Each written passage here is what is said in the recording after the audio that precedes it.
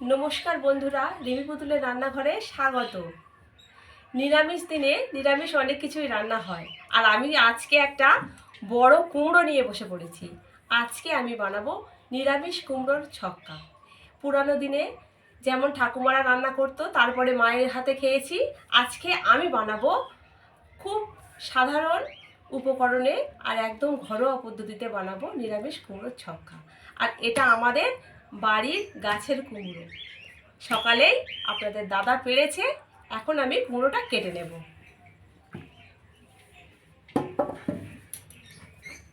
বড় কুমড়ো তো কাটতে একটু সময় লাগবে।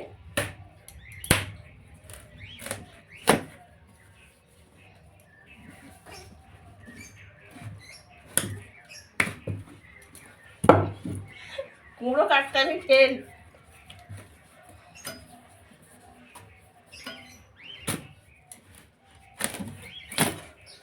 কেটে ফেলেছি, একদম টাটকা কুমড়ো তো। রংটা শুধু দেখুন কত সুন্দর, আর কুমড়োটা খুব টাইট। এই কুমড়োগুলো সাধারণত খেতে খুব টেস্ট হয়।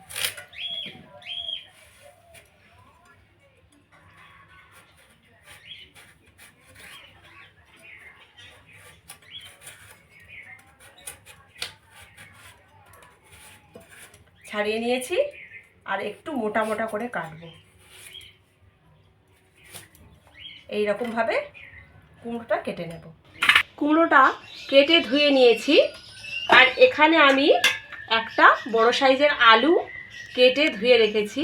আর আলুগুলো প্রথমে ভেজে নেব বলে আমি কড়াইতে সর্ষের তেল দিয়েছি গরম করতে। তেলটা গরম হয়ে গেছে, এবার আলুগুলো ভেজে নেব।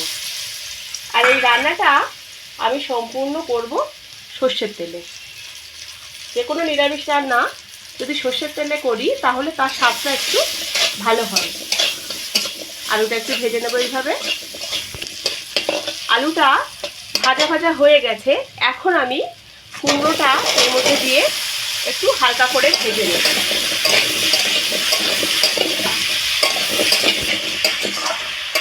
কুমড়ো আলুটা ভেজে নিয়েছি, এখন আমি এগুলোকে তুলে নেব। কুমড়ো আলু ভেজে নিয়ে তুলে নেওয়ার পর ওই কড়াইতেই আমি আরও একটু সর্ষের তেল দিয়েছি। ফোড়নের জন্য দিচ্ছি 5 ফোড়ন। দিয়ে দেব একটা তেজপাতা আর একটা শুকনো লঙ্কা। ফোড়নটা কয়েক সেকেন্ড এইভাবে ভেজে নিচ্ছি। এখন এর মধ্যে দিয়ে দেব গ্রেট করা আদা। আদাটা কিছুক্ষণ এইভাবে ভেজে নেওয়ার পরে এর মধ্যে দিয়ে দেব আগে থেকে ভিজিয়ে রেখেছিলাম কিছুটা ছোলা।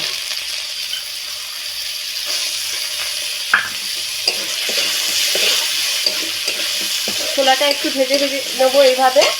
এর মধ্যে একটু সামান্য নুন দিয়ে দেবো, যাতে নুনটা ওর মধ্যে ঢুকে যায়।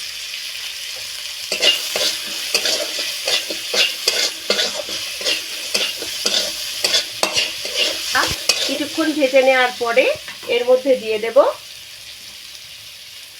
1 চামচ জিরে গুঁড়ো, দিয়ে দেব 1 চামচ ধনে গুঁড়ো, দিয়ে দেব 1 চামচ হলুদে গুঁড়ো, আর দিয়ে দেব একটা চেরা শুকনো কাঁচা লঙ্কা। মশলাটা কয়েক সেকেন্ড এইভাবে কষিয়ে নিচ্ছি।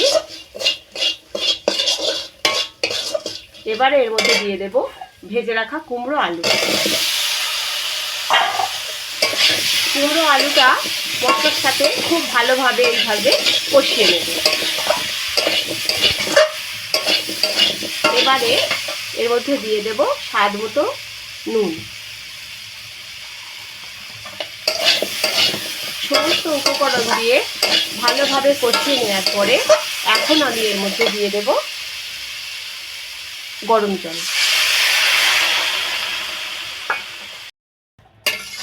এর মধ্যে 2 বাটি গরম জল দিয়েছি। এখন ঢাকা দিয়ে এই রান্নাটা 15 মিনিট করে নেব। 15 মিনিট রান্নাটা করে নিয়েছি ঢাকা দিয়ে।